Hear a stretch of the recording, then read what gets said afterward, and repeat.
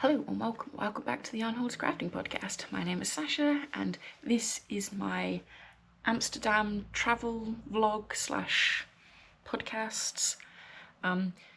If you're here on my channel usually for the knitting, crochet and crafting content, there's not going to be a ton of that in this episode, so if that's not quite your thing, feel free to click off. There will be a regular podcast episode probably on Friday. There is a little bit of yarn content. I did go to a yarn store. However, I will also briefly touch on all the stuff I bought or received as gifts from people while I was there in my regular episode. Or if you're just here for that, I will leave timestamps probably here and here of where I talk about the yarn store, show videos, talk about what I've got and stuff. So feel free to just sort of jump around, click on what you want to see, and that's fine. I'm not quite sure how long this video is going to be. I know I got about 40 minutes worth of footage I need to go through while I was there on the different days. So but yes, this is my Amsterdam vlog / podcast. There will be a lot of me sort of sat here talking head. My camera's microphone wasn't too impressed with being out in windy, busy, bustling city. So something I need to work on in future, sort of getting a better mic for when I'm out and about, maybe one that clips on. Otherwise, there'll be like some video overlaid, maybe a little bit in here, a lot of me talking head and stuff. I will also, I'm going to put this little bit in here. So I did visit the Anne Frank house. I will preface this by saying I am not going to discuss what's currently going on in the world beyond this little section. I do not agree with the Israeli government, the US government, any government who thinks killing people for whatever reason is good. Like, no. I feel for the civilians and the innocent lives that are being affected by the current conflicts going on. However, it's not the people that are at fault, it is the politicians and the people making the decisions, it is not the civilians. So when I talk about the Anne Frank house, please understand that I am not talking about the politics, I am talking about an innocent girl who was murdered. So what is going on in the world is horrendous. I will leave linked in the description box a charity or two that you can go to if you wish to support the civilians being affected by conflicts. I am not a religious person. I am an atheist. I am also not a person who likes politics because, quite frankly, religion and politics kill people. Not necessarily one or the other, sometimes both combined. It is all a very, very horrible situation that is going on. I am not qualified to talk about it, which is why I don't. It's a very complex situation, but I do feel for the civilians and the innocent lives being affected by governments and by war and by disaster that is man-made. So I shall leave it there, and I will go on with the Amsterdam. The Amsterdam talky bits. I did record a clip of me doing a bit of an introduction. It is probably the only clip with semi-decent audio, so I shall pop this in here. Hello everybody, I'm here. We are in Amsterdam. It's technically the 3rd of March. I kind of just spent yesterday enjoying my birthday and, you know, enjoying being stuck in delays at Birmingham Airport. But I'll talk about that later. But look, we have the canals. We have a partner sat there drinking coffee. And so we forgot a couple of things, one of which being sunglasses, which, yeah. What's that over there? What's that in the sky? I don't think I've seen that in years. But we are here. We have a day packed full of yarn and yarn fun. we're about to head over to see the Stephen and Penelope shop. My partner's chucking his phone around. Yeah, go. And later today, I get to meet up with one of you lovely lots. I don't know if I'll record that. You know, they might want to be private about it, you know. I'm not going to force that upon anybody. It's why I'm kind of standing here in such a way that I'm hopefully not catching anybody else in the picture. That's a police officer. But I'm sure you will join me for many, many adventures this week. I don't know how well the audio is going to work on this, so this might be the only bit you actually hear. But otherwise, join me. We are having an Amsterdam adventure. Catch you in a bit, guys. Hopefully I managed to get the audio semi-audible for you all.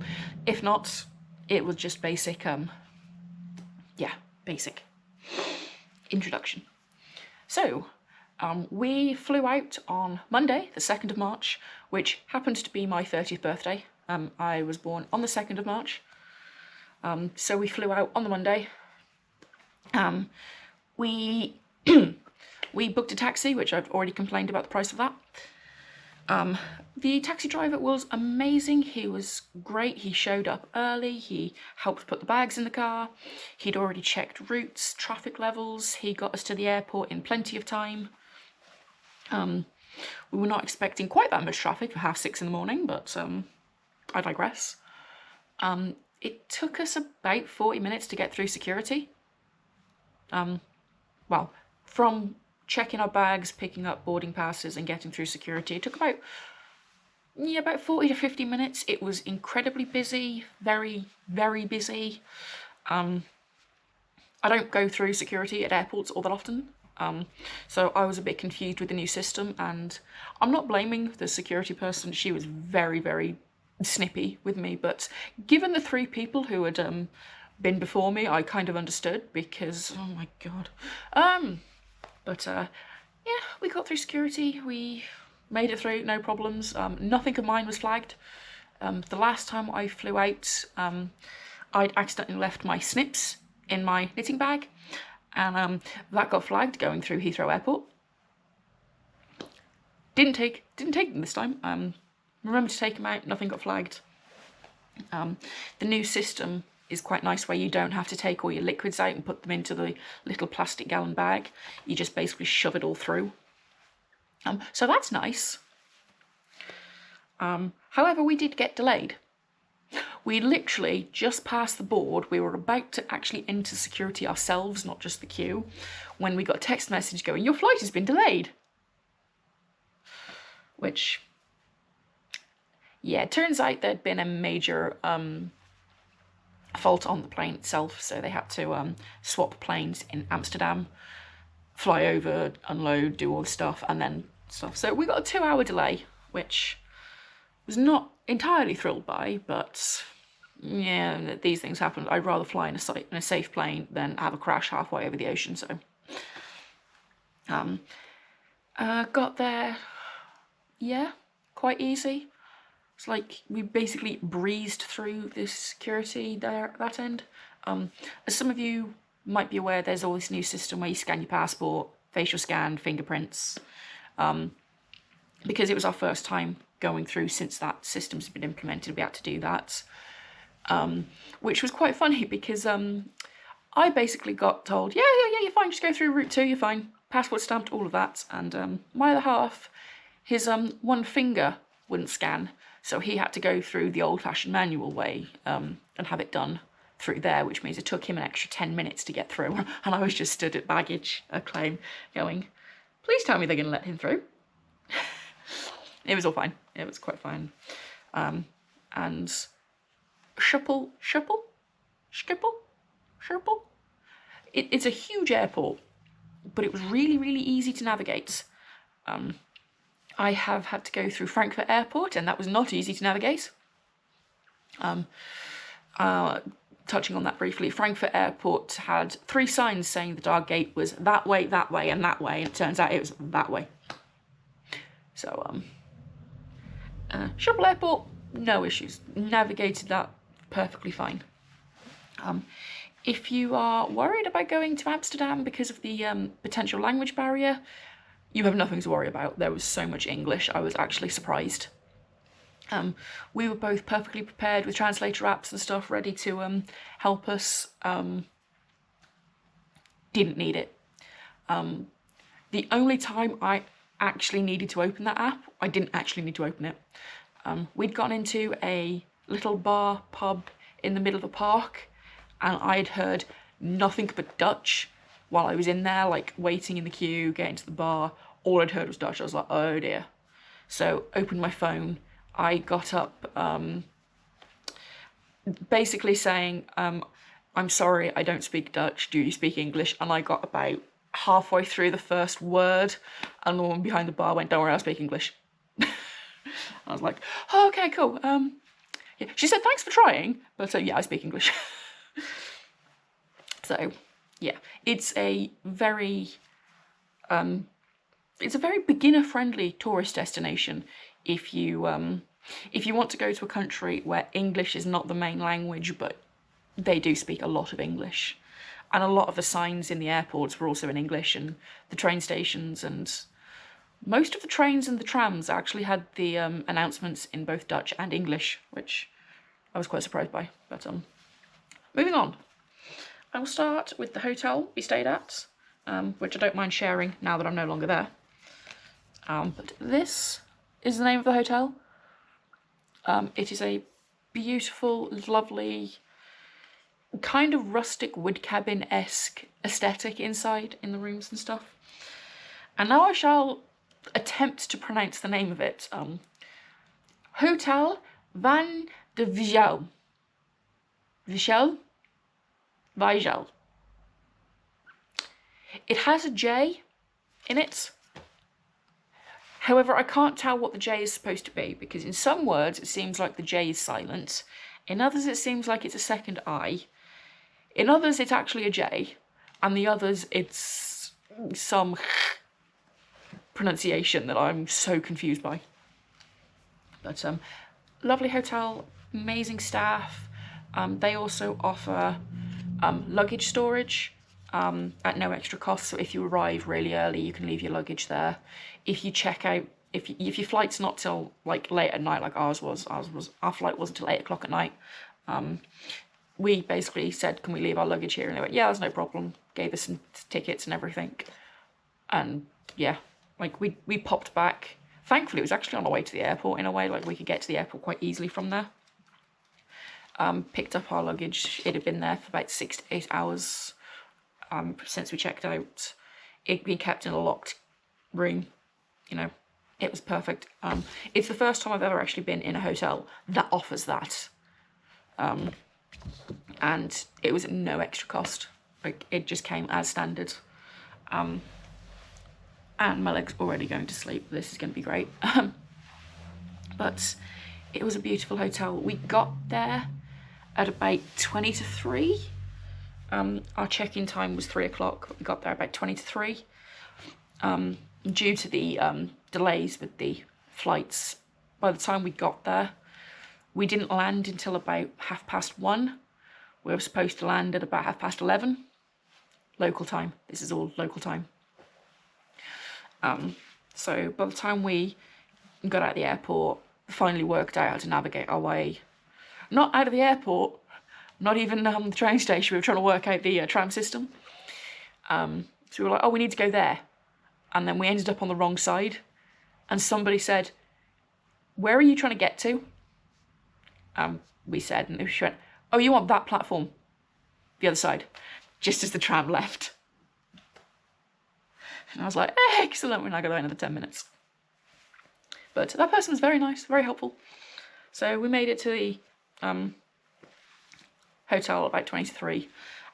They said we could leave our luggage there if we wanted to and come back later. We kind of just said, yeah, it's okay, we'll wait. The room wasn't quite ready, so about 20 minutes, half hour later, we checked in, dropped our bags off, and then proceeded to go wandering around Amsterdam and get lost. We kind of went the wrong way at first. We were kind of there going, we really could do with some lunch. We haven't eaten in about 7 hours, 8 hours at this point. And we were walking around, we were like, oh, this is going great, we can't find anywhere decent to eat. We didn't want anything too heavy. Like, we passed a couple of like restaurants, but we don't have like a heavy lunch. We tend to just go for things like sandwiches at lunchtime. And in the end, being very British, we found what I can only say is the equivalent of a Tesco Express, and got the equivalent of a meal deal. So partner got a sandwich, I got a wrap, we got a drink. I can't remember if we got anything else with it, but and then when we were there, we'd carried the drinks around, and then we were there going, I haven't seen a bin yet. So about Amsterdam, there is 3 things that I noted, and I will get to each of them as I go to it. But there's not very many bins. There's not many just rubbish bins dotted about. There was a couple. So there was this big square in an area which had a whole load of bins around it. But when you were going up the streets and just wandering around everywhere else, there wasn't many bins. So we were there for ages just carrying this rubbish in our hand because neither of us had pockets at the time. Or the only pocket we had our drink in it. And we were like, well, this is going well. So, yeah, my advice would be to take a little carrier bag with you that you can carry your rubbish around in, and then every time you find a bin, just empty the bag. But surprisingly, it was an incredibly clean city. There wasn't any rubbish about, it was quite clean. And surprisingly, there wasn't as much dog waste around for the amount of dogs we saw. People seem to actually clean up after the dogs. I know people say, oh, well, you get fined if you don't clean up after them. Yeah, you do in the UK as well, but that doesn't stop people. But it was a beautiful city. It was lovely. I know some people say, oh, what about the smell, the canals, Venice? There wasn't really any of that. It was actually very clean smelling, so long as you weren't outside one of the coffee shops. For those of you who are not aware, when you go to Amsterdam, if you're looking for a cup of coffee, do not go to a coffee shop. If it says coffee shop, don't go. It's not a coffee shop. That's where you go to smoke garden plants and eat gardening related stuff. I'm trying to keep this family friendly. I'm not trying to get censored or banned on YouTube or have this limited to over 18s. Gardening related. So yeah, one moment please. So yeah. Other than that, yeah. I will say, because I was worried about finding coffee and stuff, I kind of just stuck to Starbucks. I know they're not the best ethical company, but in a foreign country where you're not quite sure on all of the stuff, and you also have to deal with the fact that you're lactose intolerant and need milk alternatives, Starbucks was the safe option on this occasion. If you don't have such allergies, intolerances and stuff, most of the cafes seem to be pretty good. We did eat in 2 of them, in the actual cafes, and they were fine. I will say the coffee selection was not amazing in most of them, but they were fine. And Monday, yeah, we just kind of walked around after that. We ended up going into Body Worlds, which was very interesting. It was quite a good experience. However, it is not for everybody. If you don't know what Body Worlds is, it is a plastinization method of preserving human bodies, real bodies. And so you got to see, these are people who have donated their body to this science museum kind of thing. And it was very interesting. You got to see sort of the muscles, the way the human body is connected, like tissue, the muscles, the way things attach, how things are connected to each other. It was very it was a very eye-opening experience in some ways. You also got to see things like knee replacements and hip replacements, and you could see, like, they'd opened up sort of the muscles so you could see these things, and you could see what they do. You learnt about how they helped, what they were fixing, how they go about it, and it was a very educational, eye-opening, great experience. However, it is not for anybody under the age of 18. If you are in any way squeamish, definitely not for you. There is a couple of ethical concerns around certain exhibits. I think the best one to visit is the one in Amsterdam, because it's the original, which I think is the only one that is reassured to be ethical. But I don't know the full details on this. I highly recommend doing your own research before going if that is something you're concerned about. So we went into there, had a walk around. It is 7 floors, and they say, oh yeah, you can do it in about an hour, not if you want to read everything. My partner is an incredibly fast reader. I am a moderately fast reader, and it took us 2.5 hours. 2.5 hours. And to be honest, there was a couple of sections I didn't read because they made me squeamish.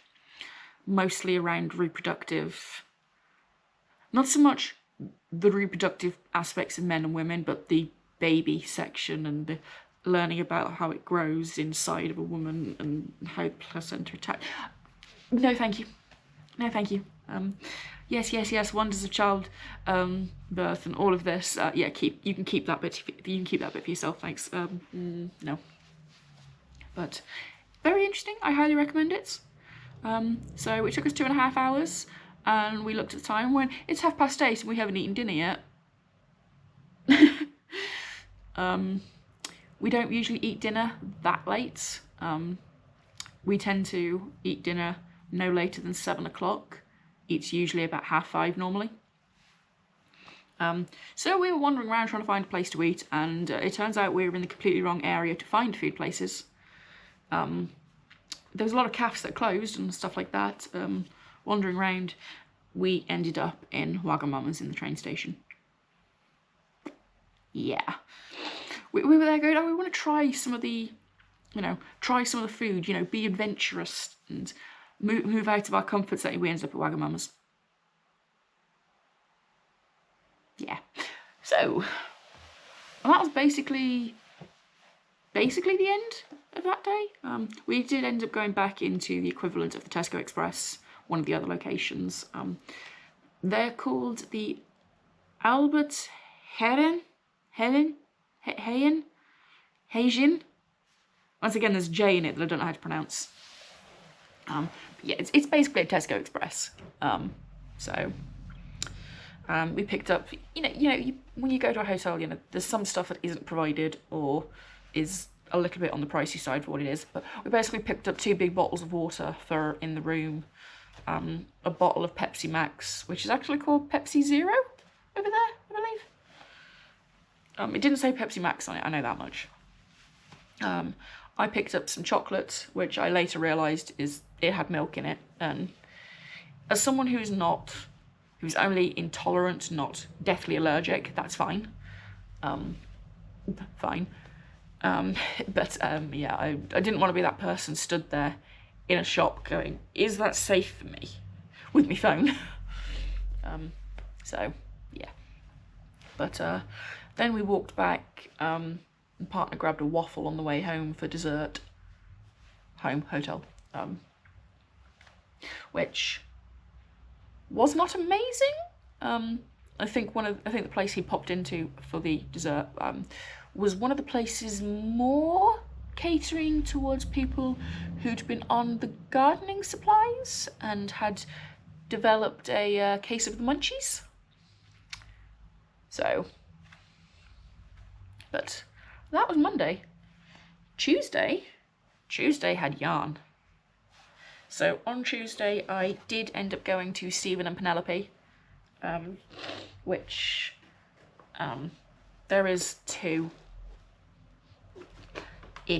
There is a bag that has a sweater quantity, basically. So this has basically the sweater quantity. Two of the skeins are out of here and put into the other bag so I can show them, but this is the sweater quantity and this is the bag.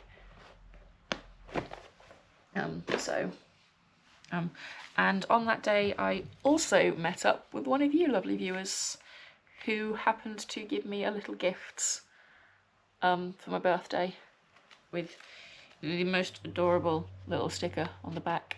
I will show this first.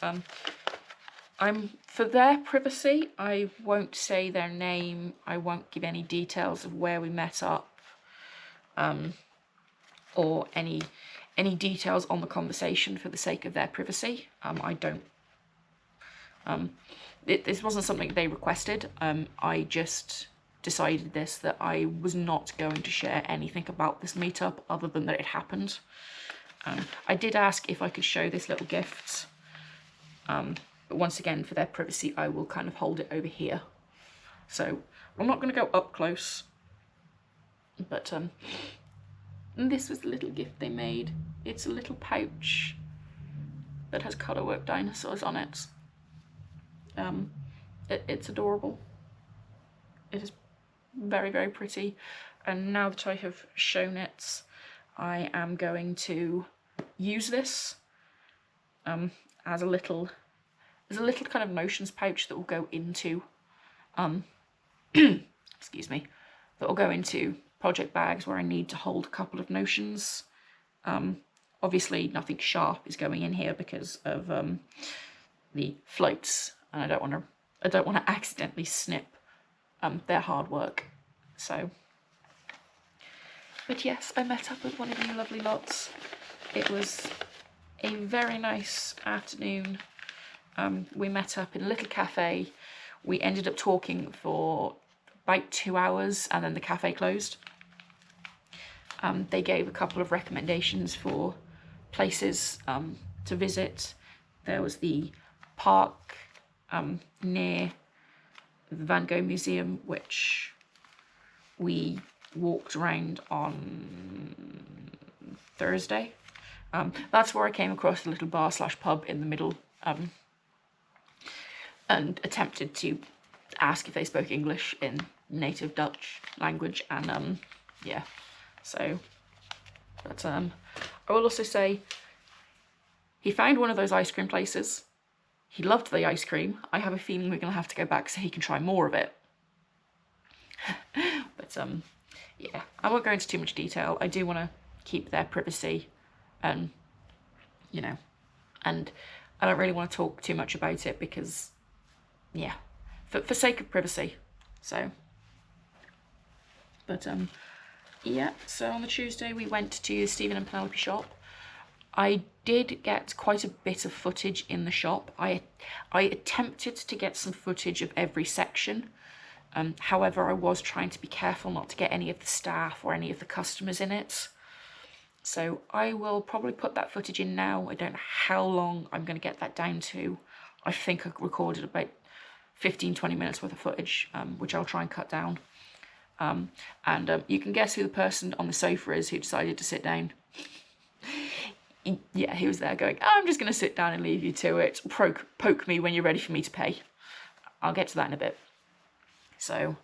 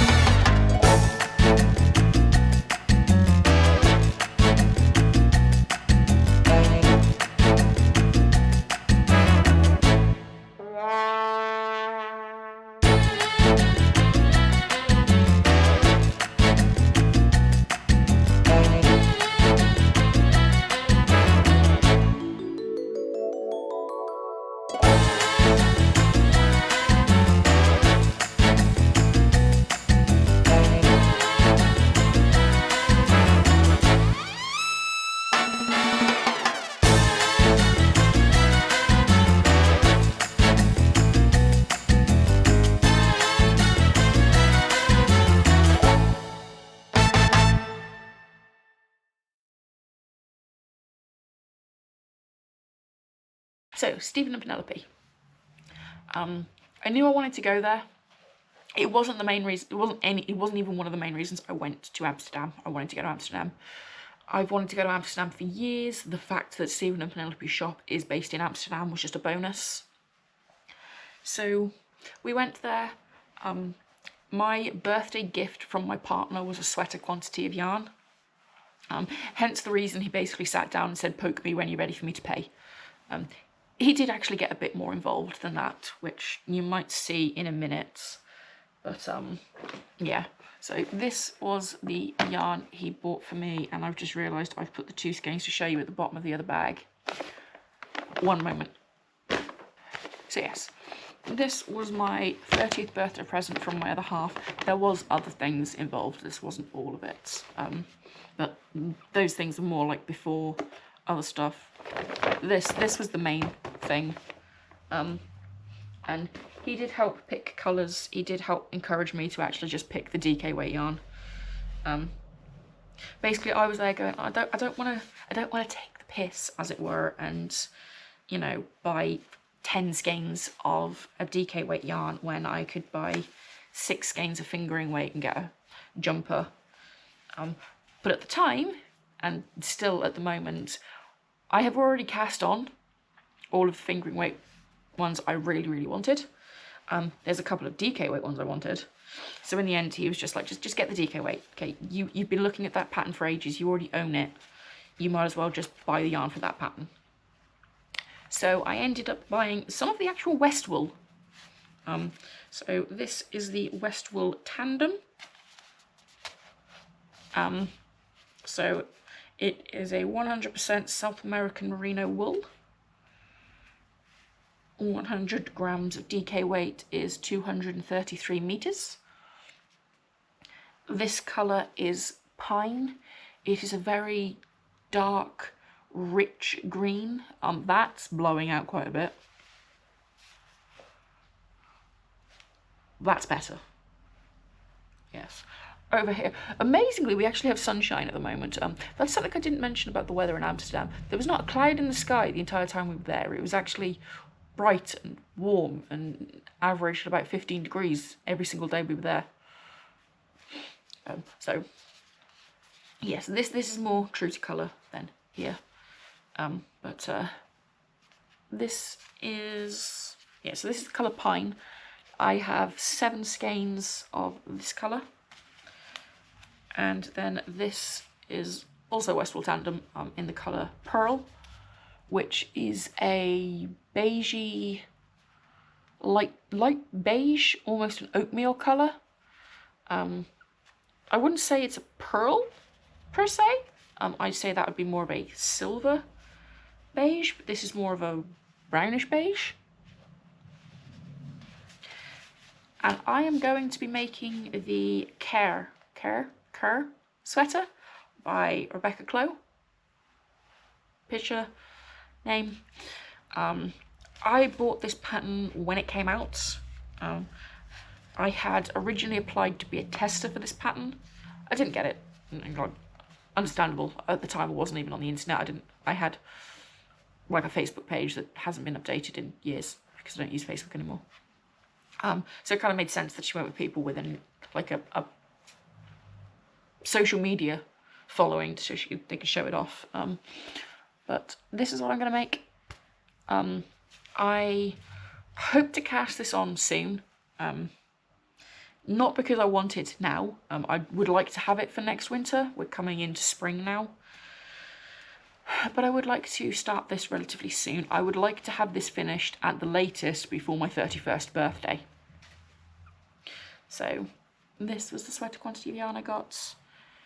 This was the main thing. I didn't actually get all that much from Stephen and Penelope. Not because there wasn't stuff I liked. I mean, I'd have happily bought half the shop. I just didn't have the suitcase space and I was not paying for an extra suitcase. So we got this. This was the big one. So this is 900 grams of yarn.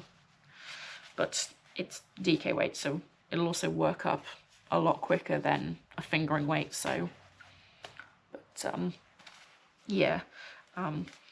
So I do actually have slightly more of this than I need. When I did the calculations, I basically needed 6.01 skeins to knit the size I wanted or needed. So I have plenty of yarn. I have plenty of yarn to lengthen the sleeves and body if I choose to. I needed 1.4 skeins of this for the colour work because I'm doing the big. There's two versions of it. There's a narrow and a thick band. I'm going to be doing the thick band, so if I'd done the narrow band, I could have got away with 1 skein. I liked the thick band, so I needed 2. But if I have a significant amount of these 2 left, so there will be about half a skein of this and potentially more than half a skein of this. I will just make a hat or something with it. That should be enough. We'll see. So I shall pop those in there for now. And then the rest of what I bought fits into the little bag I bought. So I absolutely adore this little project bag. So yeah, it just says, keep on knitting, kitten. Yeah, keep on knitting, kitten. It is one of the little West Knits bags. I don't know if this was for a specific release or anything, or if it came with one of his mystery knit-alongs or one of his hyper knit-alongs or something. There was a lot of like the stickers and badges and pins and stuff, whether they were just leftovers they were trying to sell or they just sell them all the time now. So everything I bought is in this little bag. So this is one of the little bags I bought, and everything else fits in here with plenty of room to spare. This was because suitcase space. Like, I could have happily bought a lot more stuff, but I didn't need a lot more stuff. I already have a healthy yarn stash, and I'm going to Wonderwall in a month. So the first thing I'll show you isn't for me. My partner basically wandered around, had a look, picked these out and slipped them into the basket going, this is making a nice sock set for me, dear. So, yeah. This is by Dark Omen Yarn, which is a luxury hand-dyed yarn established in 2020. I'm trying to see if it says where they're from. It doesn't say where they're from. But this is the main skein he picked. It is the Merino Stock Scuba Dive. It's a very, very rich, there's about at least 3 tones of blue in here. There's this really dark, almost navy. There is quite a bright ocean blue, and then there's a lighter sort of mixing of the 2. I'm guessing to simulate the brightness levels of the ocean when you go scuba diving. And my partner, as well trained that he is, knows that 1 skein of yarn is cutting it a bit close, because he has quite big feet, he has quite wide feet, and he likes a long leg. So it takes about 93 to 96 grams of yarn. Now, there is always going to be a little bit of variation in yarn weights. Okay, the average is 100 grams. There's always going to be a little bit of variation. Not always on the dyer's end. Sometimes they get them from the supplier and 1 skein might be a little bit short. It happens. But he doesn't want that to run out on the end of the toe on the second sock. So he also picked out a mini, which is this kind of beigey grey with tones of blue, grey and purple running through it, which I think looks really nice. So does he, obviously. But this is in the colourway Rejuvenate. I do believe they also had this available as a full skein. I will do my best to link not just the Stephen and Penelope shop, but the individual dyers where applicable. These have a website which, .it. I think that might mean they're an Italian company. But I do quite like their the little catchphrase of embrace the darkness. So there is that for my amazing other half. And then the other 2 skeins of yarn. There is actually one other item in here, not just the yarn. I kind of got. So this skein I'm about to show you, the money for this was given to me by a friend from my local knit group. She gave me a small sum of money to buy a skein of yarn for my birthday.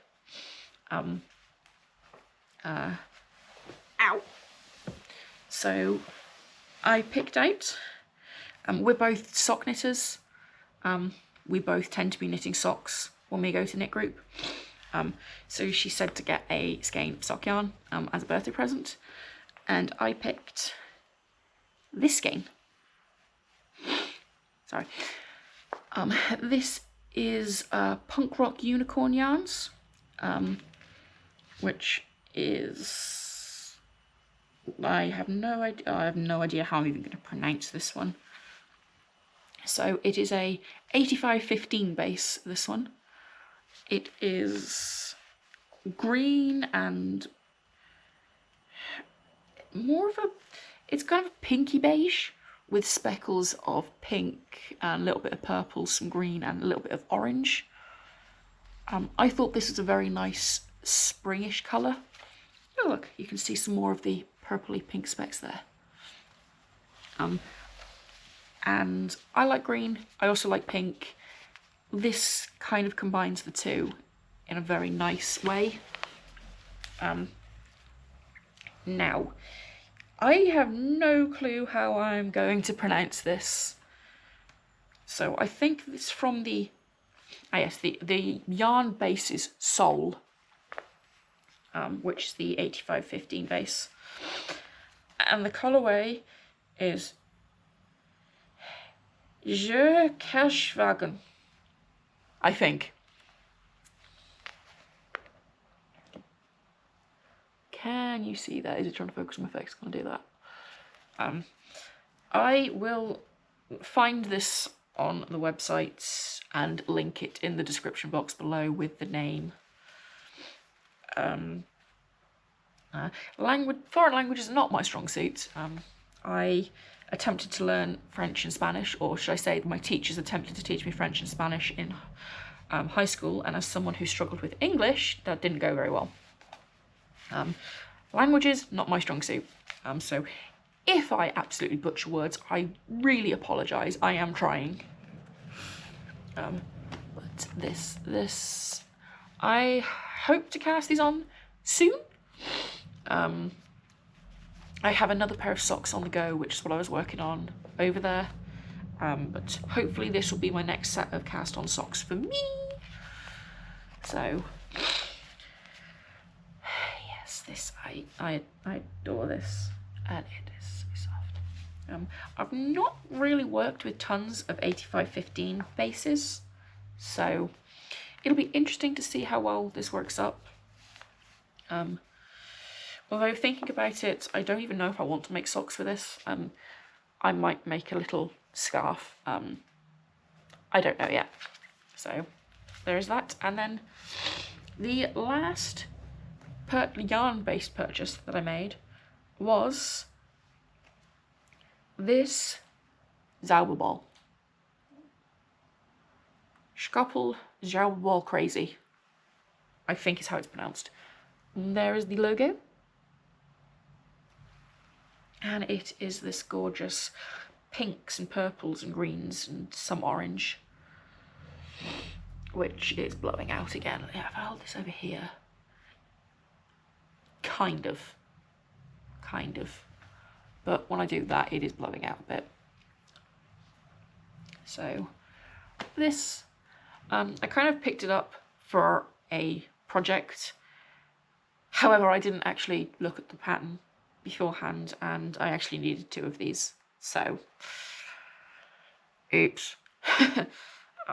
This is the colourway Italian Sunset. And there is a picture of how it should stripe, which I am very happy with. Because I didn't check the pattern first, I've only got 1 of these. I have no idea what I'm now going to do with it, because it's not... I need to hold 3 strands of it together, which would be fine, because I could have just wound one of these up into a set-and-to-pull cake, pulled from the inside and outside, and used the other one and had a little bit left over. I can't do that now because I don't have enough, so... But this could work for socks. I think that's the whole purpose of it, technically. Yeah, it's a 75/25, so strong quality superwash. So I could use this for socks. I don't know, but if you're wondering, the pattern I'd originally planned on making with this was the honeycomb scarflets by Stephen West. I was going to buy a something neon to go with it, like a neon, I don't know, neon blue or neon green, to hold with this, like as the outer colour, and have this as the inner colour. I foolishly thought it's a DK weight pattern, so I just need 1 of these and I could hold it double with itself. No, I needed 2 of these because I need 3 strands, and when I did the calculations, I don't have enough. Even if I like split this in half and held 3 skeins, like 3 strands, I don't have enough. So I would be nearly 200 meters short. So that's my mistake for not checking the pattern first and making assumptions, because you know what they say about making assumptions. It makes it out of you and me. So, but I'm sure I can find something fun to make with this, and it's a sock wool. I use a lot of fingering weight yarn. I'm sure I can find something. I did get gifted a bunch of patterns for my birthday from a friend of mine. If you're watching, hi. He sent me a gift on Ravelry of a pattern book and 2 individual patterns. One of those patterns, I suppose I could use this as one of the colours. We will see. I do need to kind of sit down and look through. I will soon be making my Wonderwool plans and making a list of patterns to shop for. I'm not going to buy yarn for every one of those patterns, but I will be making a list so I can shop for one of them if I find stuff. So this might end up with a plan soon. We shall see. And the last thing I bought at Stephen and Penelope was not yarn related, but it was absolutely adorable, and there was not a question of whether it was coming home with me or not. I bought some adorable buttons. So these are the Farmyard buttons, by the company Incomparable Buttons. Handmade, fully washable, giving employment to women in South Africa. They are by the company Button Mad. I will leave it in the description box below, linked. But look at them. Look at the chicken. The chicken is so cute. I do think the little cow with the eyelashes is also adorable. But there's a cow. Oh no, it's a pig. The cow's at the top. That's a pig. Oh, it's so cute. Do I know what these are going on yet? Not exactly. I'm going to make a cardigan and use these. It'll probably be a cardigan that either never unbuttons or is never buttoned, because I don't want to put any undue wear and tear on these. I'm not quite sure what they are made out of. They kind of feel ceramic-y, but then some parts are glossy, so I don't know. But they are adorable. And yeah, I just really liked them and decided I had to have them. So I had them. They're cute. They're adorable. I love them. And now I'm going to put this stuff back into this bag nice and neatly, because I need to take this with me to knit group to show people the yarn I bought, because that's just what my knit group is. Like, anyone goes on holiday and buys yarn, you have to bring the yarn in to show. It is what we call the yarn tax. So that was my Stephen and Penelope. I have got my piercing. Yes, that was my Stephen and Penelope haul. Wasn't huge, mostly because of space in the suitcase, and I just don't need that much yarn. So I am now going to kind of leave this here for now, for me. You will see me again in probably about 2 minutes after I put a little bit of footage in here. Mostly because it is lunchtime and I'm about to get a very pouty boyfriend poking his head through the door going, "Can I have lunch now, please?" Yeah, I do the cooking, I make lunch. He's currently working. Okay, I'm just talking about yarn and holidays and stuff. So I'm going to go and feed him to keep him happy, and then I shall come back and talk about the other things I did, a couple of the other things I bought, and a couple of fun things, including a sneak peek.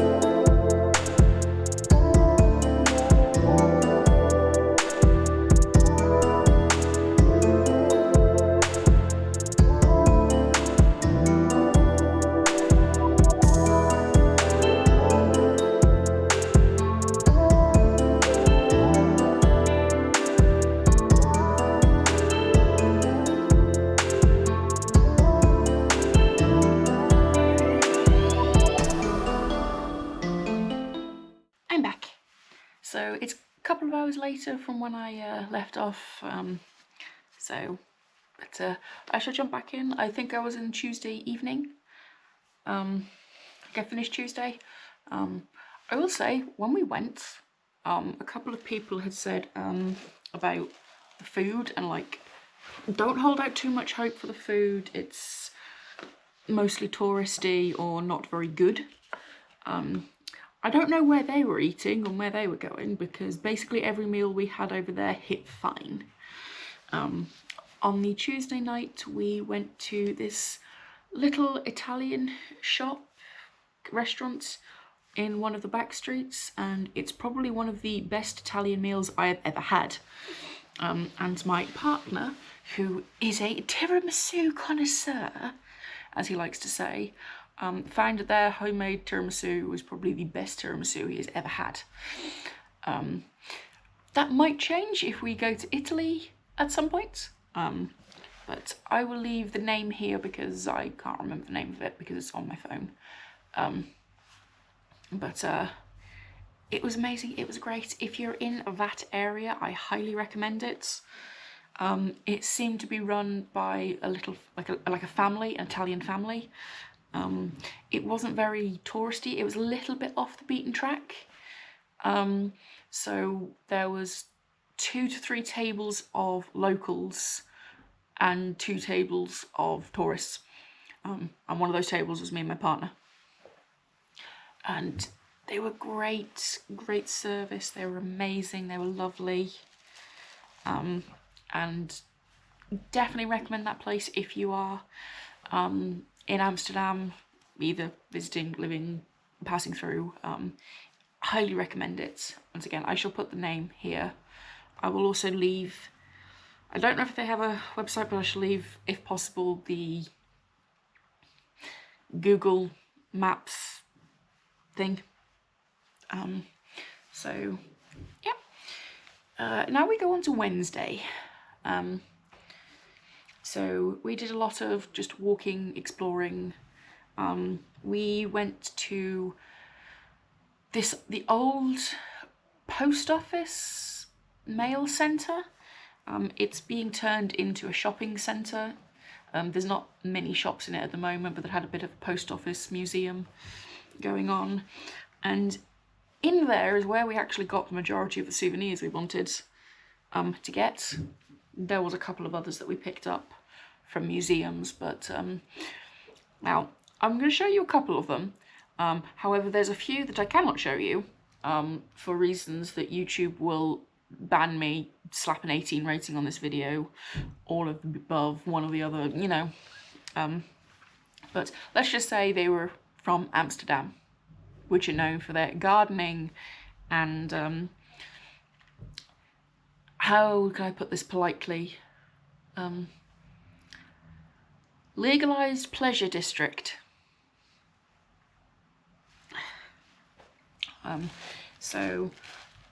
One thing in Amsterdam, or in Holland, Netherlands in general, is they are known for their Delft blue, pottery, porcelain. So we found a little Delft blue trinkets, specifically something to put on our Christmas tree, which is this adorable little gnome. He does have the blue. I know he doesn't look like much on the front, but this is gorgeous. And look, he's got a little candy cane. He's got a little blue candy cane. He's adorable. I was also incredibly worried about getting this home. I had to keep this basically wrapped up in the bubble wrap, and then I kind of wrapped it in one of my hand knits that didn't get worn because it was too hot. So he's adorable. I will be putting him in my Christmas decks box, ready for Christmas. He can go on our tree. I think he'll look very nice nestled into our white Christmas tree. And then the other thing that's kind of Delft blue themed. So a little fun fact about me, I collect tea towels. I really like tea towels, collecting them from different places. However, I will say all of my tea towels function as tea towels. I am not one of these people who goes, ooh, pretty tea towel, and then has a tea towel that's not in use. I don't have the area in which I could hang them up as decoration. They are functional tea towels.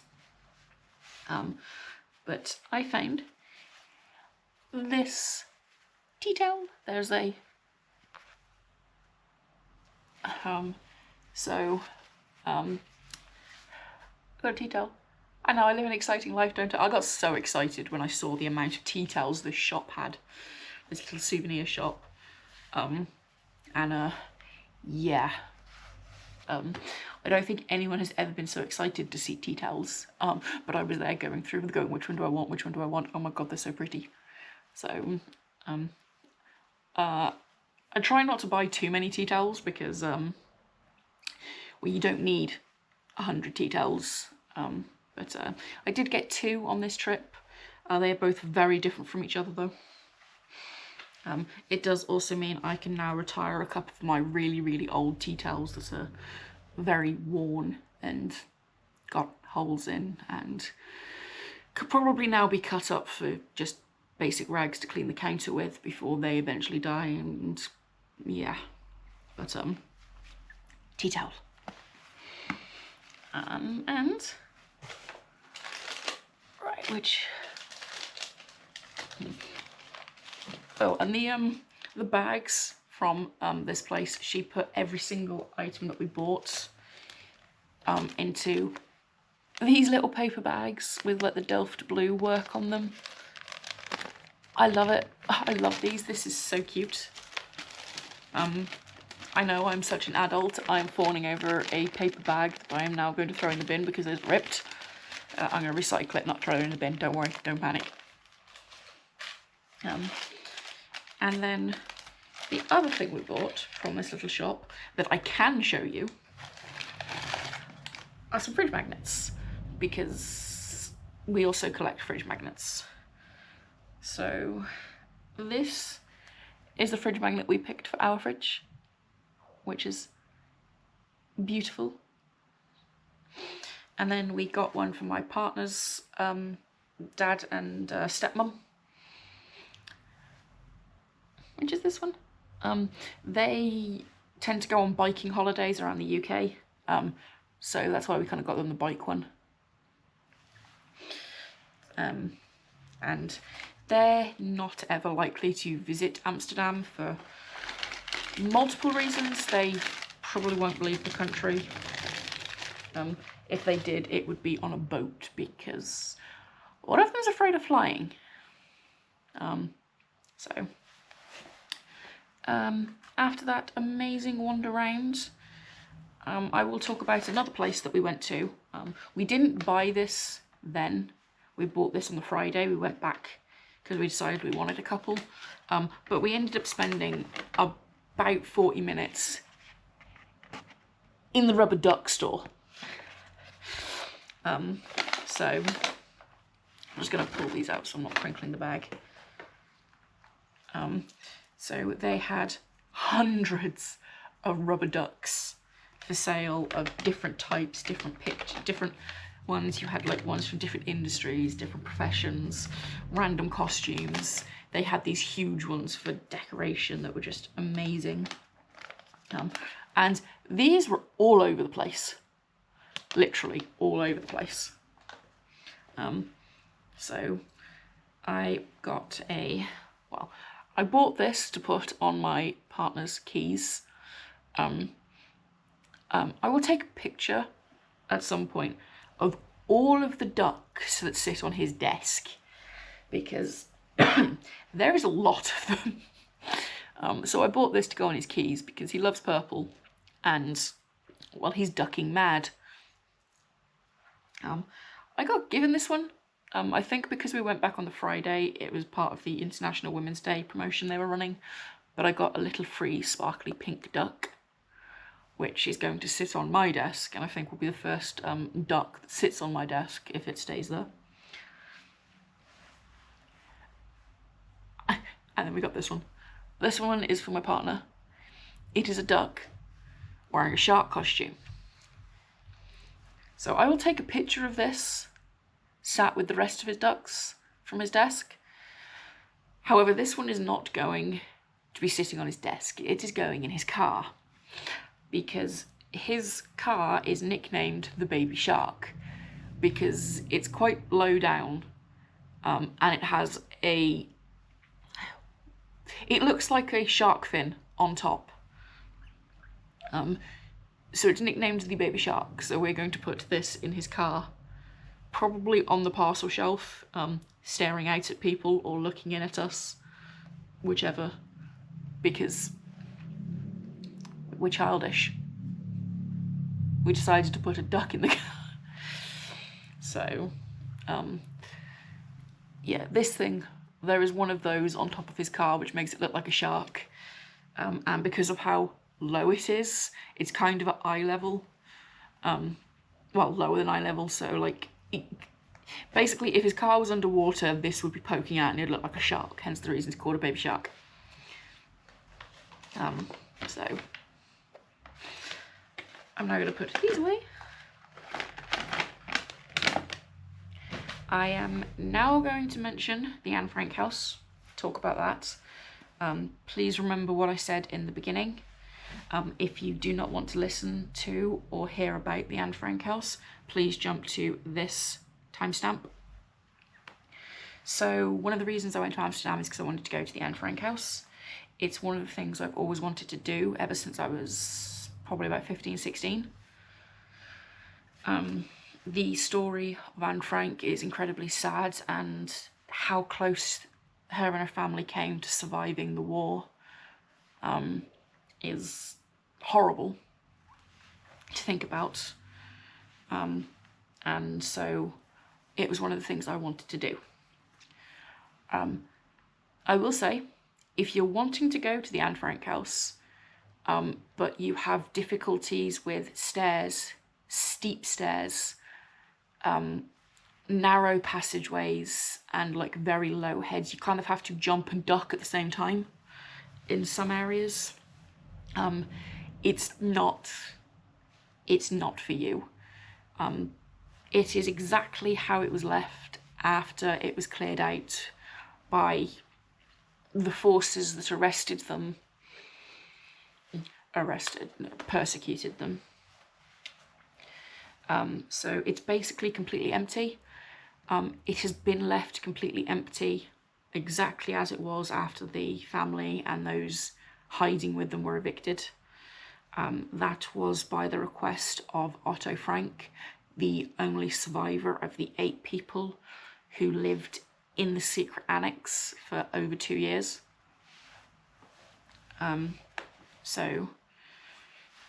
It's quite eye-opening, seeing the spaces that these people lived in, how cramped it was, because of course it was a secret annex. You had to try and account for most of the space in the public bit. It was also above a warehouse, so they had to be quiet during the day when there was workers downstairs. They couldn't have running water between certain times. It's quite a somber place. You walk in and you can feel everybody just sort of goes quiet as you're walking through this space, reading all of the little bits they've got. We had the audio tour going as well, which you don't have to pay extra for the audio tour. They just offer it to you. And it was very, very somber. Like, there was not much talking or much interaction going on between people. You had videos going, talking to survivors or people who knew the family. And then at the end, in a separate part, they going over like the school they were forced to go to. And on the wall is a list of all the teachers and all of the students. And they have, in the dark, solid black writing, is those that survived. And then faded out, it's done via light projection, so is all those that didn't survive. And that is a lot of names. Over 50% of the teachers from that school were killed, and only about 30 to 35% of the students made it out the other side, survived. And most of those that survived were because they were in hiding or they managed to escape. It is so much worse than the schools make out it to be. The conditions are horrendous. If you imagine 8 people living in that space and also having to worry about being too loud, making a noise, dropping something, accidentally flushing the toilet during working hours when the people downstairs are working because it's connected. It's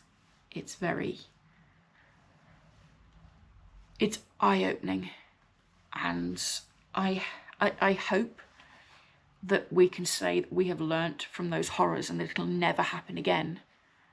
But unfortunately, it seems like certain people in this world want it to happen again, not just to people of the Jewish faith, but people of other faiths as well.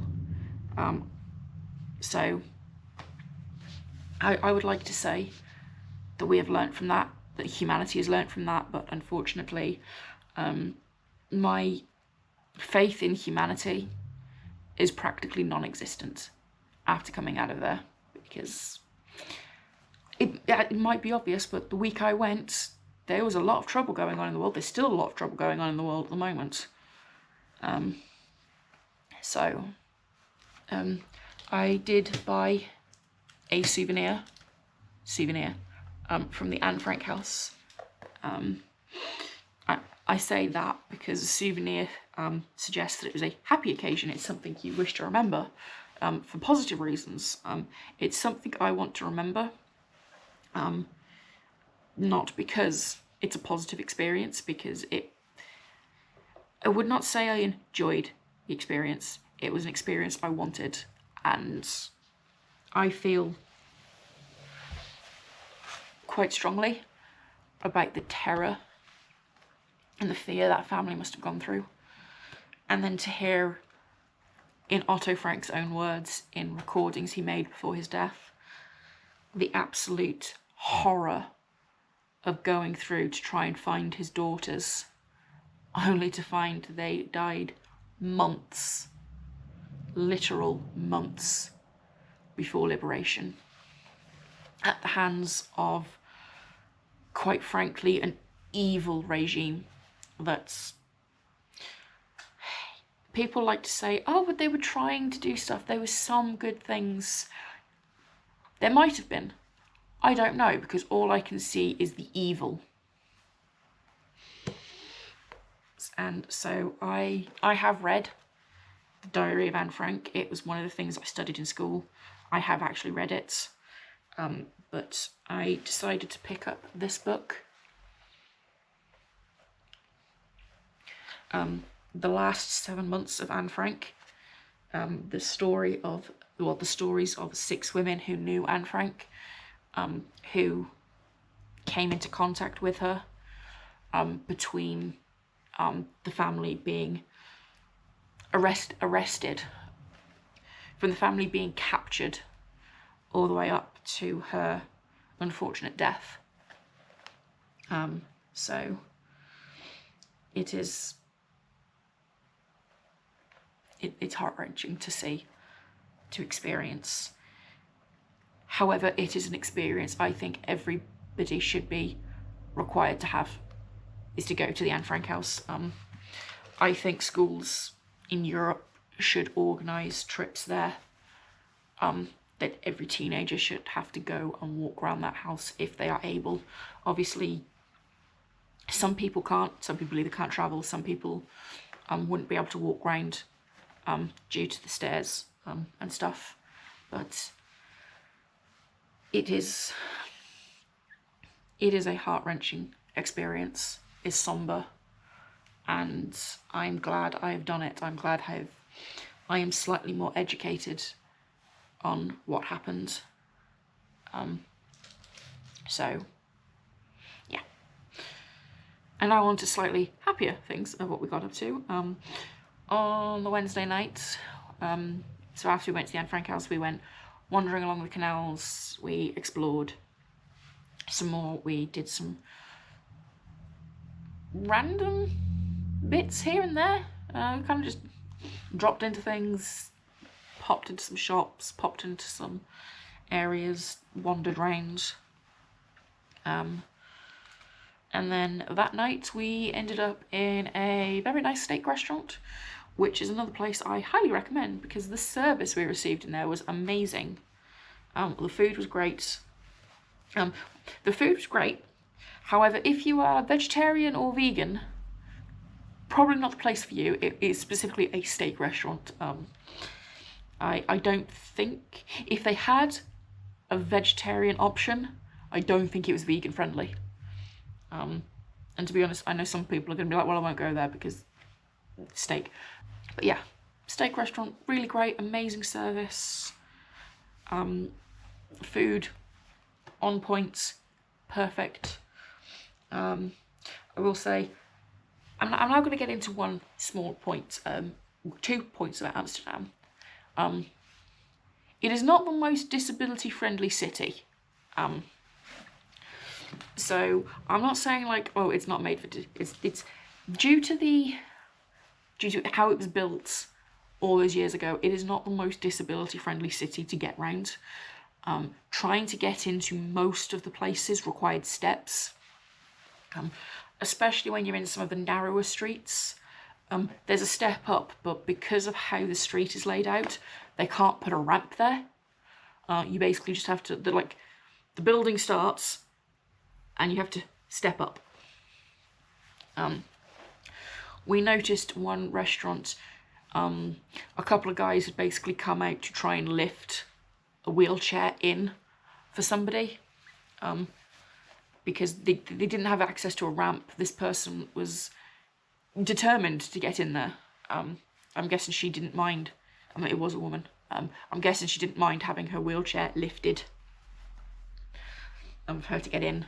I know that's a personal preference. Not everyone's going to be happy with that. But it is not the most disability-friendly city. However, it is very flat, so walking around, or if you're in a wheelchair, getting around like that is easy enough. There is a lot of trams around as well, so it's quite easy to manoeuvre and get around in that sense. But a lot of the buildings are not disability friendly. So, and also, there is a severe lack of toilets in Amsterdam. So, I'm not just talking about like there's not that many public toilets about, because there's definitely not those. You kind of found one in the one shopping centre, one in the train station, or there's multiple in the train station, which you had to pay for, which I don't mind doing that, that's fine. Like, you've got to cover the costs of soap and water and toilet paper somehow. But not every restaurant, cafe, no, not everywhere had an actual toilet. Neither did some of the pubs. The one pub we went into, we'd had lunch there. It was great. We had a couple of drinks. And then we asked if there was a toilet before we left, and there wasn't one. So if you are somebody who has kidney issues and needs to be able to go to the toilet quite frequently, once again, maybe not the city for you. In the one instance, it took us a better part of 30 minutes to find a toilet, and that was because we gave up and walked to the train station, which is about 15 minutes away from where we were. There's not very many public toilets. That is a car alarm. So, yeah. Yeah, a couple of places it kind of understood it not having a toilet. It was kind of like, one of the Starbuckses was like a really tiny, almost like hole in the wall. You kind of walked in, you could fit about 4 people in there, in front of the bar, and that was it. Kind of understand whether that didn't have a toilet. There was another one that was a really big place. You could probably seat about 30 people in there. Didn't have a toilet. There was also one restaurant that we went into. Didn't have a toilet. So I was a bit... So yeah, if you're somebody with kidney issues that needs to go to the toilet frequently because holding your pee is bad for your kidneys, you might struggle, unless you plan it out quite well and you go into specific places. But yeah. And now we come to Thursday. Excuse me. On Thursday, we went to the Van Gogh Museum in the morning. So this is where I got my second tea towel. So I got this, which is of the sunflowers.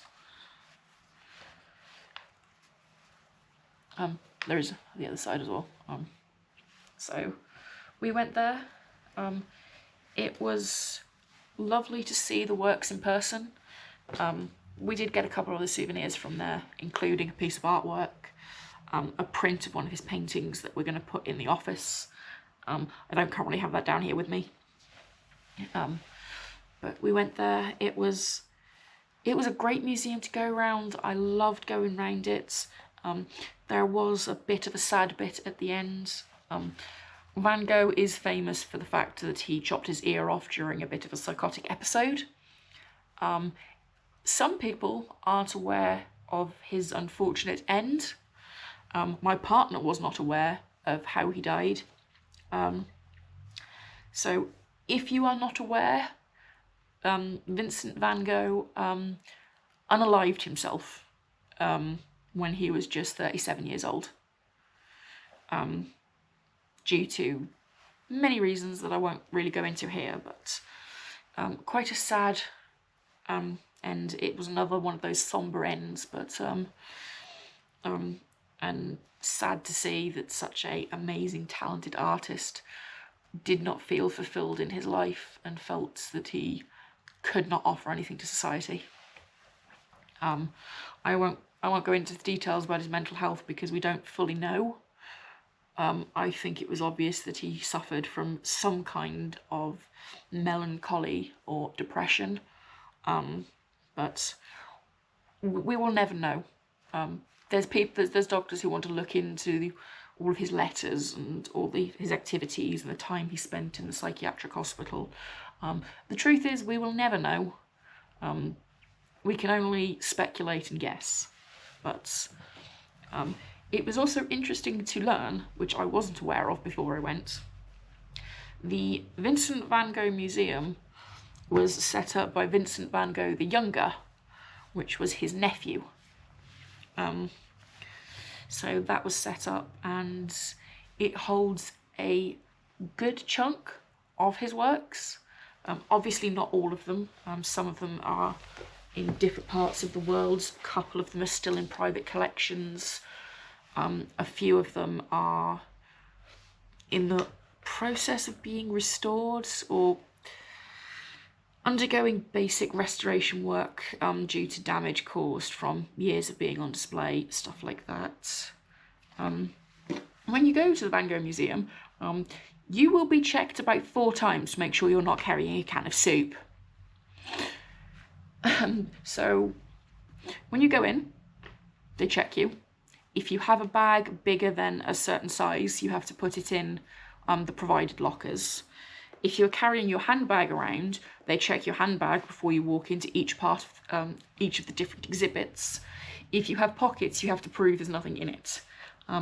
The fact that they are deliberately checking for people who want to destroy these paintings is alarming. Why? I'm looking at you, Just Stop Oil. Why? And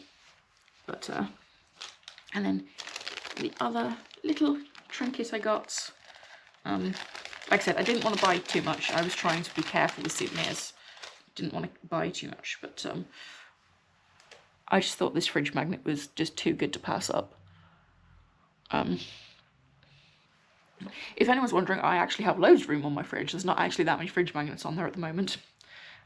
However, eventually I plan on getting like a magnetic, it's a bit like a, kind of like a mirror picture frame. It's got the magnetic backing where you can stick these. So I'm planning on getting one of these, probably for the office, to sit kind of between our desks. My partner has a corner desk, I have a straight desk. There's kind of my Resident Evil wall, his gaming wall, but then there's a bit in the middle. So I'm thinking of getting one of those for there so we can put fridge magnets from different travels. So, and then on Thursday, after the Van Gogh Museum, we went to the Hard Rock Cafe. I've finally been to a Hard Rock Cafe. I have been to 3 cities that claim to have one, and 2 of them we've gone there. It's like, oh no, we're closed. No, it closed last week. It's like, but we finally got to go to a Hard Rock Cafe. My partner got a little shot glass from there, which I'm going to show. If I can get it open. There we go. So he got this little shot glass. It says Amsterdam, got a Hard Rock Cafe on it, and the little authenticator. So we went there, and then we had a lovely walk around this big, beautiful park, which the name escapes me, but I'll put it here. This was one of the parks recommended to us by the lovely one of you that we met up with on the Tuesday. we walked around there for, it must have been about 3 or 4 hours. We just walked. We definitely didn't see it all. We just explored different parts. We sat down, had a drink in that little pub where I attempted to speak Dutch, and the woman put me out of my misery like half a word in. Excuse me. I've been talking for way too long. I think I've already got about an hour and a half's worth of footage of me just sat here as a talking head. So this is going to be a very long episode. I hope you're into that. I did get quite a bit of footage. I shall put it in here now for you.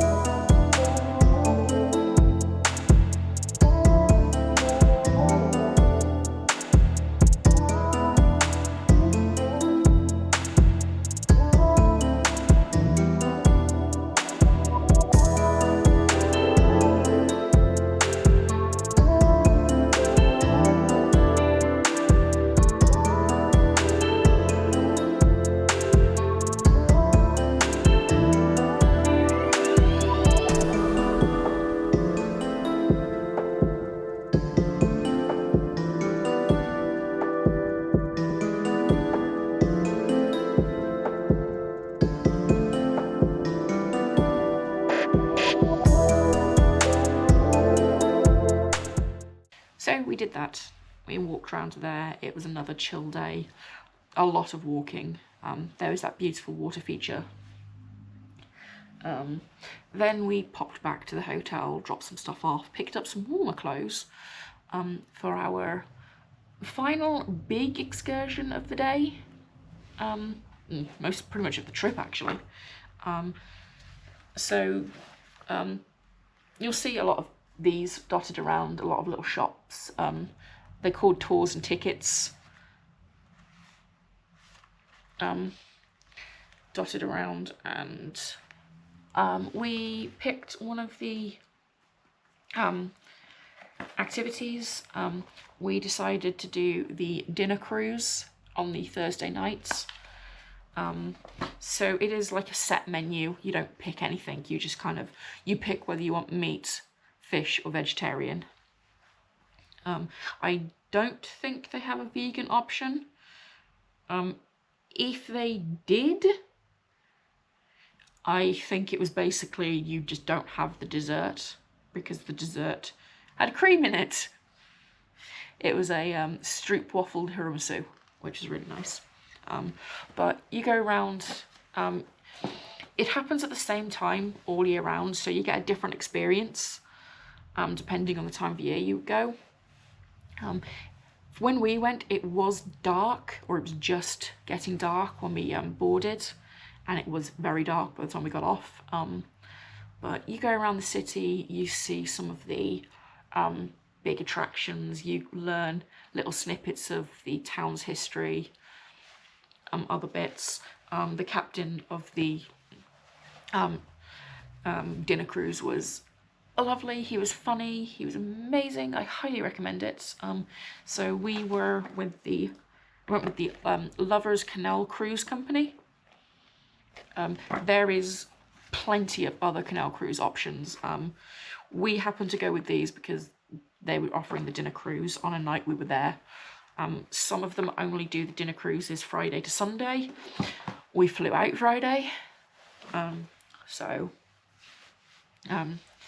It was a very nice place. You got to see different areas. Some of the areas of the city we probably wouldn't have thought to go to ourselves. It was more further down, further away. It was just over 2 hours, the cruise.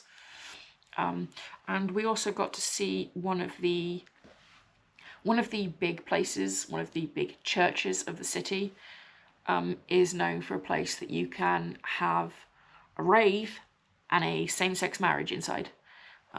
One of the few places in the world that allows for raves and same-sex marriage, which I thought was amusing. Not the same-sex marriage, but I just thought of the fact that it's still an active church that allows for raves was amusing. So I do highly recommend that. I highly recommend doing a canal cruise of some description, even if it's just the 1 hour quick up and down with the tour guide, because it was really good. I loved it, and I highly recommend doing one at night, because seeing the city lit up and some of the amazing places, it was just really good. And for Thursday, that was it. It was quite chill, quite relaxing. Yeah, we had a lot of food that day. I will now talk about... I'll talk about Friday. We didn't really do much Friday. Like, we checked out the hotel, left our luggage there. We had about 6 to 7 hours to kill before we had to pick up our luggage to head to the airport. And a shop that I had spotted a couple of times was actually open when we walked past it. And it's this little place. I took a little bit of footage on my partner's phone. On the Friday, my GoPro was packed away in a suitcase, locked up tight, ready for the plane. I didn't want to have to mess about with it and draw attention to the fact I had a GoPro with me, especially at the airport. So I got a bit of footage on my partner's phone, which I'll overlay here. But basically, it's these adorable mice. It's called the Mouse Mansion, Sam and Julia, and it is amazing. I think most of them are felted. They did have some crochet and knitting kits, but I'll get to that in a minute. So it was so beautiful. They had 2 levels. Getting to the upstairs, once again, required a very tight spiral staircase. If you're not good with stairs, you wouldn't see the upstairs. You also did have to step up into the shop, didn't have a ramp.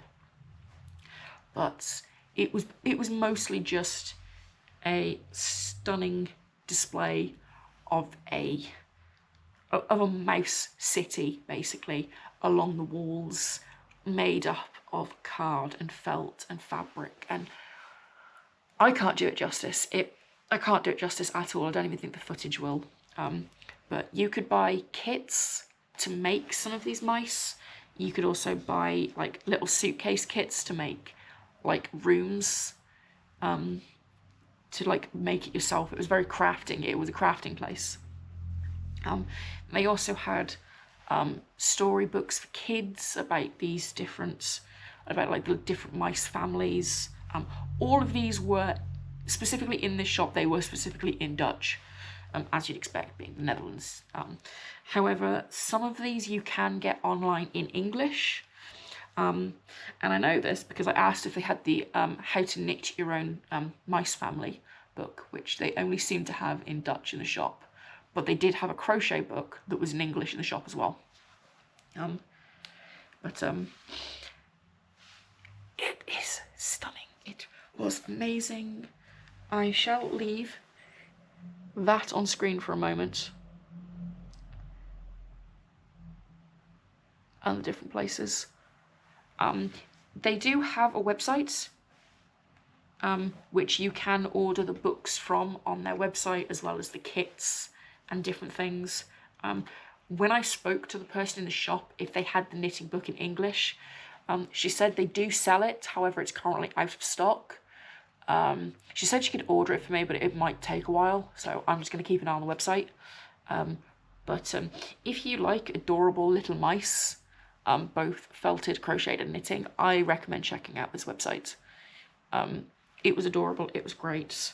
Once again, the footage doesn't even do it justice. And that was Amsterdam. There was a couple of other souvenirs. We picked a few things up in the airport. Flying back, we got to the airport about 2.5 hours before our flights, just because we didn't want to be travelling to the airport during rush hour on a Friday.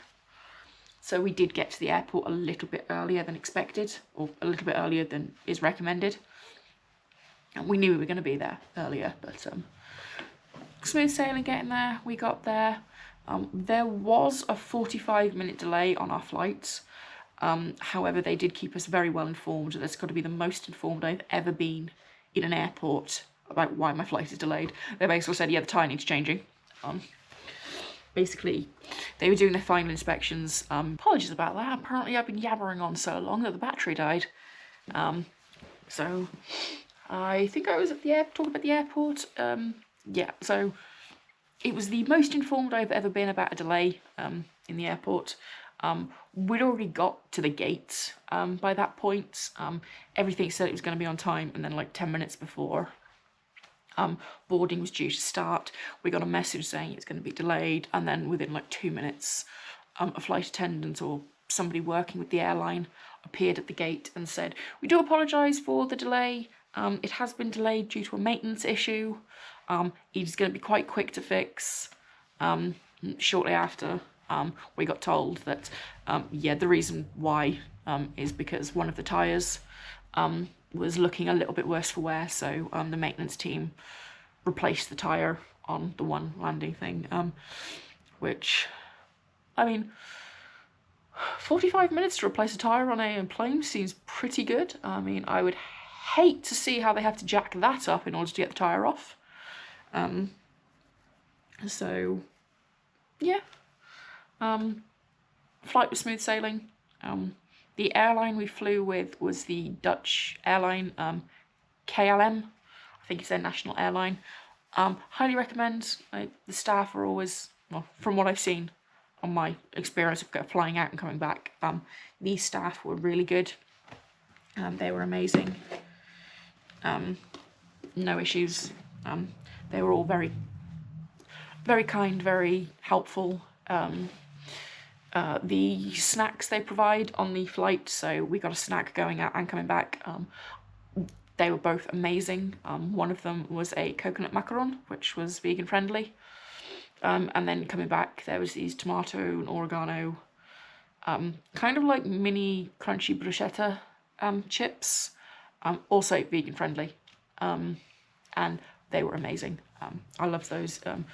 They offered drinks as well. You could get a drink, you get water, soft drinks, you know, all the usual stuff. You could get wine and beer as well, but you know, on the short haul flights, you don't always get that. I mean, it was only a 45-minute flight there and like 55 minutes coming back. So yeah, like staff was great, quite smooth sailing. Like we didn't have any issues once we were in the air. Like takeoff was smooth. On the way there, not a bump. You know, smooth landing. Coming back once again, we hit a tiny bit of turbulence. You know, you're kind of there and you're just going along, and also it's like woo, woo, woo, woo, woo, woo, woo, woo, woo. And it's like it lasted for like, I don't know, like 3 seconds, and that was it. It was quite smooth. I don't claim to be an expert on air travel. I don't do it all that often. The first plane I got onto was a quick trip over to Frankfurt before going to Canada. We were supposed to be going directly from Heathrow to Canada, but that's a story for a different day. That's also how I know that Frankfurt Airport is a nightmare, with the signs pointing you in every direction but the way you need to go. I will also say, I forgot to actually grab this to remind me of the name of it before, but when I changed the battery, I was reminded of it, walk past it. If you go to Amsterdam and you're looking for somewhere to get some really, really good stroop waffles, both fresh and packets of souvenirs, I highly recommend this place. I'll put this name on screen. I think it's Hans Egstrup Bakery. Once again, it's in Dutch, which, yeah. This was the best place we found. I know technically they're not dairy free, but I did try 1 or 2 bites of my partner's. We went to one place and they claimed to be the #1 fresh stroop waffle provider in Amsterdam, and it was just okay. This place, however, I mean, they were incredibly fresh. Like literally, we watched her make them, whereas the other place, they were fresh. They'd been made within the last sort of hour. This one was fresh. We watched her make them. My partner had the Oreo one at the one place, and it was like the waffle was the size of his head. Half of it was then covered in, I think, Nutella, Oreo, and this wasn't just a little bit of Oreo crumb. Like, they basically got a scoop, dumped it on, put it in the box, went, here you go. And I was there going, none of that is actually attached to the waffle. That's gonna go absolutely everywhere. We can confirm it did go absolutely everywhere. Thankfully, because they give it to you in a little box, it basically acts as a plate. However, we were then carrying that little box round for a good few hours trying to find a bin, because for an incredibly clean city, there's a severe lack of bins. Yes, I recommend this place if you're looking for stroopwafels, both fresh and souvenir kind. They came in little packs. You could get like the packs of the minis. There was tins, and then there was the big ceramic jars with work on them, which is the one we've got, but it's currently sat in the kitchen because if it's within the living room or the office where both of us work, there wouldn't be any stroopwafels left within about 2 days. But amazing. I did also buy a couple of packs to take with me to my knit group, so that all the ladies of the knit group could try some, as well as a couple of other Danish sweets. Interesting fact, apparently they are Dutch. So Dutch sweets, not Danish. Apparently they're the biggest eaters of licorice in the EU, which I found interesting. I did have some licorice, but I'm afraid I'm not at liberty to show you the packet for that anymore. Yes, I bought a pack of licorice and like demolished it within about 5 minutes. 5 minutes. I'm not that much of a greedy pig, but yeah, I like licorice. So that is everything. That is my little podcast vlog, random ramblings about my holiday to Amsterdam. Highly recommend, definitely recommend everybody go if you can. Walking around is lovely. We didn't deliberately go to the red light district. I think we kind of went partially through an edge of it at one point by accident. And I only kind of know that because we walked past a window where there was a scantily clad lady with a nice red backdrop and red lights on her. The movement caught my eye. I went, oh. You kind of can stumble across it accidentally, but if you look up where it is, you know exactly how to avoid it. It's not well advertised, but it is sort of easy to avoid if you're not interested in going there. We weren't really that interested on this occasion. I probably wouldn't be interested at all. Like, it might be interesting to kind of walk around it for the architecture, because apparently it is one of the older parts of the city. I'm not there to go window shopping though. That I was a bit sort of like, oh no. So yeah. I will also say, if you're going there with kids, maybe have a certain conversation with them first, if they are of certain ages, because in some of the streets that are quite normal for people to walk down, that have toy shops, the Lego shop, a couple of other bits, you walk past a erotic shop in the one area, and the stuff is on full display in the window. So I'm not a prude. I'm not going to say that should have been covered up, but I will say I was not expecting quite that much visibility in the streets. So yeah, if you plan on going with a family, maybe have a basic conversation with them, because in some of the areas it's a little bit difficult to miss. One of them, we were kind of walking towards it, and there's a couple of obvious toys in the window, shall we say, that are, there's no mistaking what they're for, put it that way. So if you're going to go, maybe have that sort of little bit of conversation. You don't need to go into full in-depth conversations, but maybe just point out that if you say don't look at a certain shop because it's for adults, kind of, yeah. So I'm not saying that stuff should be censored and like they shouldn't be there. They should be in certain streets. But if you're not used to that stuff being on full display, it does come as a bit of a shock. Here in the UK, shops like that can't have anything on display in the basically it has to be blacked out windows or not the product on full display, put it that way. I think it's the same in most states of America as far as I'm aware. This stuff is on full display, so just a warning there. But it is a lovely city. I do recommend visiting if you're into that sort of thing. I will say, if you're looking for coffee, don't go to a coffee shop, go to a cafe. And there is so many museums. Like, me and my partner need to go back just to go to these museums. Like, I will be returning to Amsterdam one day. Probably won't be for a few years. There's a couple of other places you want to go to. So there's the Rijksmuseum, I think it's pronounced. Once again, there's a J that I'm not quite sure what to do with. So there's the Rijksmuseum, there's the Rembrandt Museum, there's the Rembrandt and Van Gogh Experience, the Van Gogh Museum. There is the Erotic Museum, Body Worlds. There's a few other like art museums and galleries. There's also a torture museum, which I forgot to mention. We went into that. It's quite a small one. It is an 18+ one. A couple of the museums are 18+, as you would expect, like the Body Worlds, the Erotic Museum, the Torture Museum. To be honest, I'd say the Torture Museum, it's okay for the price you pay. I wouldn't do it again. It's quite small. You can walk around it in 20 minutes.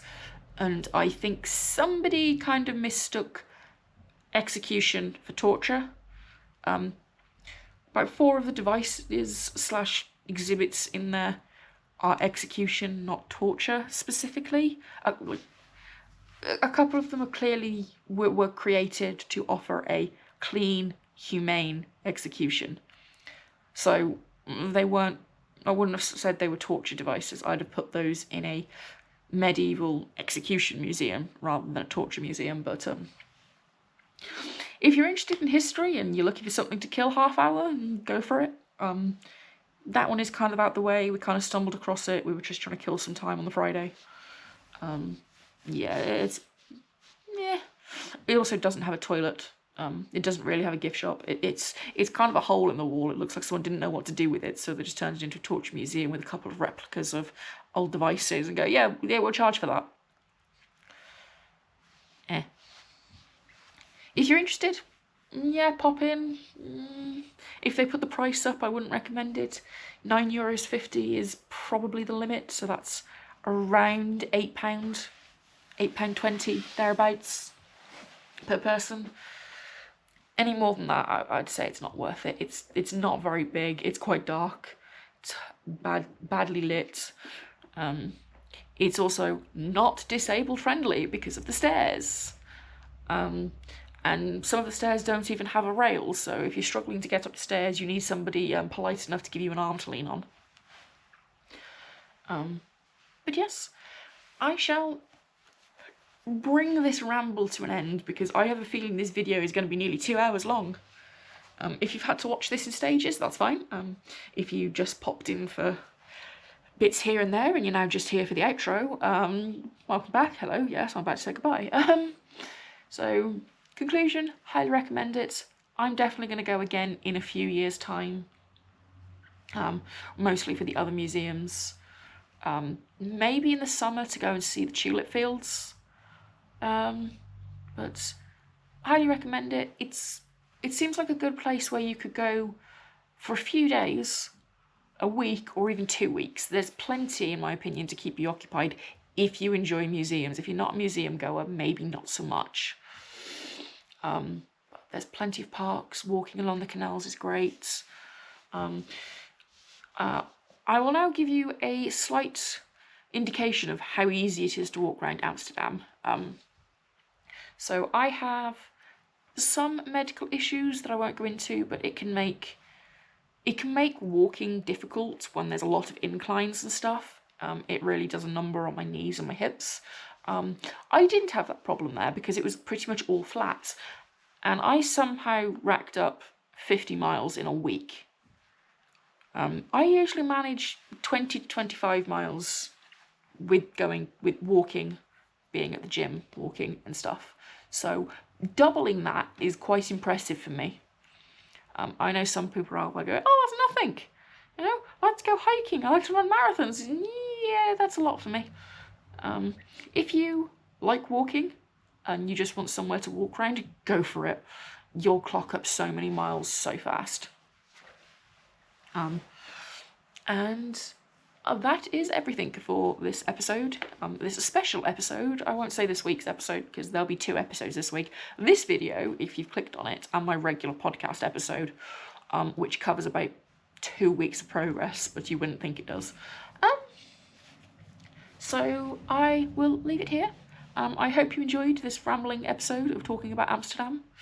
I hope you enjoyed the clips and the footage I did get. If you have any comments, questions, anything like that, please feel free to leave them in the comments. If you like this video, feel free to like it. If you're a knitter and crocheter and stuff like that, and you're interested in that kind of content, perhaps subscribe. There's going to be a lot more knitting and crochet crafting content as my normal thing. If you're more here for the travelling part and you're interested in travelling content, there's not tons of this on this channel, so maybe don't subscribe if you're just here for the travel content, because there's not going to be tons of that. I've got 2 other holidays planned / booked for this year. One of them won't be recorded because it's holiday. It's kind of a combination of things happening in one go there, and then the other one is pretty much going to be sitting around not doing anything. Yeah, so I hope you enjoyed this episode, and I hope to see you again next time. If not, if this isn't the channel for you, that's fine. I know I'm not for everybody. I have a bit of a personality that's not always great to get on with. Thank you for watching, and I hope to see you in a future video. Bye, guys.